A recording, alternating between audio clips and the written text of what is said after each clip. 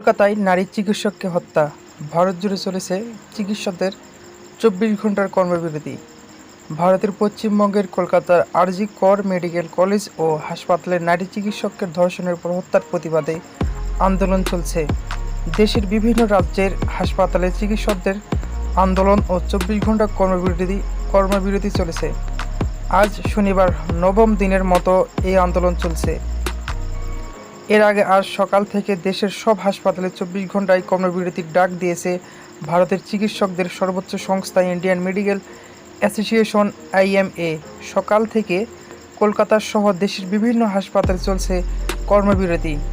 চিকিৎসকরা দাবি তুলেছেন নারী চিকিৎসক হত্যাকাণ্ডের সঙ্গে জড়িত ব্যক্তিদের অবলম্বনে গ্রেপ্তার করে শাস্তি আওতায় আনতে হবে।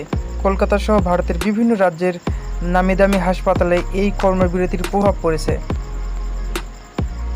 নারী চিকিৎসককে ধর্ষণের পর হত্যার ঘটনায় আন্দোলনকারীরা কলকাতার পুলিশ কমিশনার বিনীত গোয়েল ও আরজি কর হাসপাতালের সদস্যপদত্যাগী অধ্যক্ষ সন্দীপ ঘোষের শাস্তির দাবি করেছেন।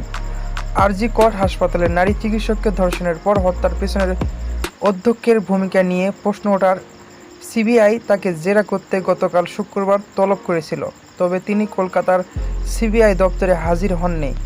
তার আইনজীবী বিশ্বরূপ ভট্টাচার্য দাবি করেন, অধ্যক্ষ নিরাপত্তার অভাবে CBI-এর দপ্তরে যেতে পারছে না। আন্দোলনকারীরা তার বাসভবনের সামনে বিক্ষোভ করেছেন, তাই তিনি CBI দপ্তরে যেতে নিরাপত্তা চান।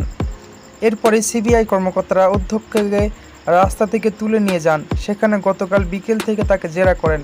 CBI গোয়েন্দারা গভীর রাতে তাকে ছেড়ে দিয়ে জানিয়ে দেওয়া হয় আজ ভোরে আবার তাকে জেরা করবে CBI।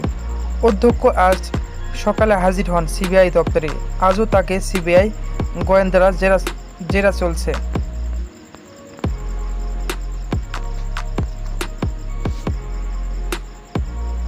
অধ্যক্ষ গতকাল রাতে CBI-এর দপ্তর থেকে বের হয়ে সাংবাদিকদের বলেন, তিনি CBI-কে জেরায় সহযোগিতা করে যাচ্ছেন। আজ IMA-এর কর্মবিরতিতে সমর্থন জানিয়ে যোগ দিয়েছেন homeopathic medical association of India ও ডেন্টাল অ্যাসোসিয়েশন অব ইন্ডিয়া চিকিৎসকরাও। আগামীকাল রোববার ছুটির দিন থাকায় এই কর্মবিরতি রেশ পড়বে ভারত জুড়ে বিভিন্ন হাসপাতাল ও চিকিৎসা কেন্দ্রে। আগামীকাল সকাল ৬টায় এই কর্মবিরতি শেষ হবে। কর্মবিরতিতে কেবল ছাড় দেওয়া হয়েছে জরুরি পরিষেবা।